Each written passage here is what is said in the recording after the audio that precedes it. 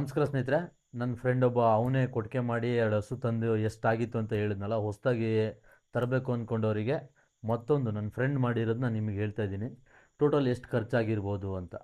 ಅವನು ಅದೇ ಮನೆಗೆ ಎಕ್ಸ್ಟ್ರಾ ರಾಡ್ ತೊಗೊಂಡಿದ್ದಾನೆ, ಅದರಲ್ಲೇ ಕೊಟ್ಟಿಗೆ ಮಾಡ್ಕೊಂಡಿದ್ದಾನೆ. ಇದು ಸುತ್ತಲೂ ಮ್ಯಾಟ್ ನೋಡ್ಬೋದು ನೀವು, 2,500 2,800 ಏನೋ ಸಮಥಿಂಗ್ ಇದೆ ನಿಮಗೆ ಲಾಕ್ ಮ್ಯಾಟು. ಅದನ್ನು ಹಾಕ್ಕೊಂಡಿದ್ದಾನೆ. ಕೊಟ್ಟಿಗೆನೂ ಸ್ವಲ್ಪ ಚೆನ್ನಾಗೇ ಮಾಡ್ಕೊಂಡಿದ್ದಾನೆ, ನಾರ್ಮಲಾಗಿ ಒಂದು ರೇಂಜಿಗೆ ಚೆನ್ನಾಗೇ ಇದೆ. ಎಲ್ಲದು ನೋಡ್ಬೋದು ನೀವು ಸುತ್ತಲೂ. ಆಮೇಲೆ ಶೀಟಿಂದ ಮಾಡ್ಕೊಂಡಿದ್ದಾನೆ. ಈ ಹಸುಗೆ ಎಷ್ಟಾಯಿತು? ಇವನೇ ನನ್ನ ಫ್ರೆಂಡು, ಇವನೇ ತಂದಿರೋದು ಇವಾಗ. ಈ ಹಸುದು ಮಾಲೀಕ ಇವನೇ.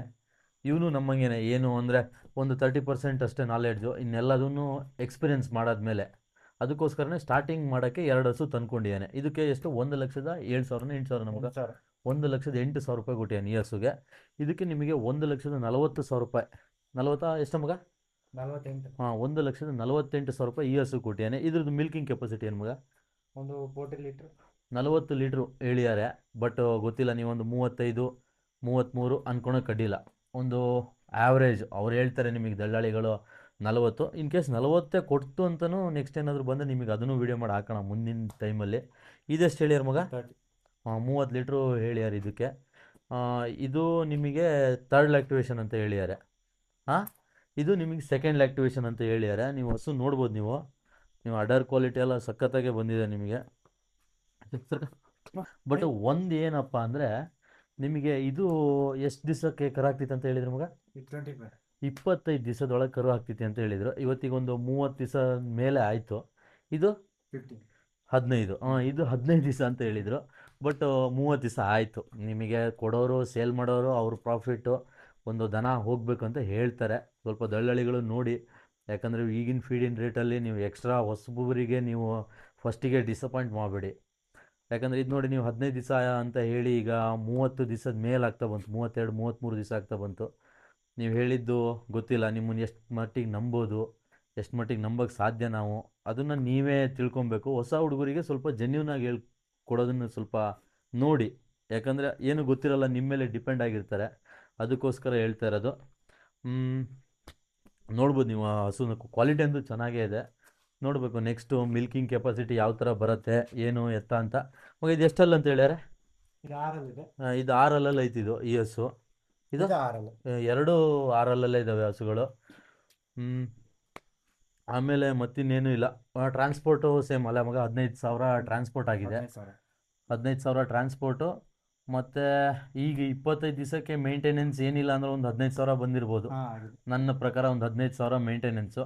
ಫೀಡಿಂಗ್ ಏನು ಕೊಡ್ತಾನಂದರೆ ಸೈಲೇಜು ನೇಪಿಯರ್ ಮಿಕ್ಸ್ ಮಾಡಿಬಿಟ್ಟು, ಮತ್ತು ರವೆ ಬೂಸ, ಆಮೇಲೆ ಡೈರಿ ಫೀಡ್ ಏನಾದರೂ ಕೊಡ್ತೀಯಾ? ಫೀಡ್ ಇಲ್ಲ. ಡೈರಿ ಫೀಡ್ ಇಲ್ಲ, ರವೆ ಬೂಸ, ಆಮೇಲೆ ಆಮೇಲೆ ಜೋಳ. ಜೋಳ ರವೆ ಬೂಸ ಮತ್ತು ಜೋಳದ ಹೊಟ್ಟು, ಆಮೇಲೆ ಡೈರಿ ಫೀಡು. ಮತ್ತೊಂದು ಹೇಳ್ತೀನಿ, ಈ ಹಸುಗಳು ಬರುವಾಗ ಹಿಂಗಿರಲಿಲ್ಲ. ನಾನೇ ನೋಡಿದ್ದೆ, ನಿಮಗೆ ಫಸ್ಟ್ ವೀಡಿಯೋದಲ್ಲಿ ನೋಡ್ಬೋದು.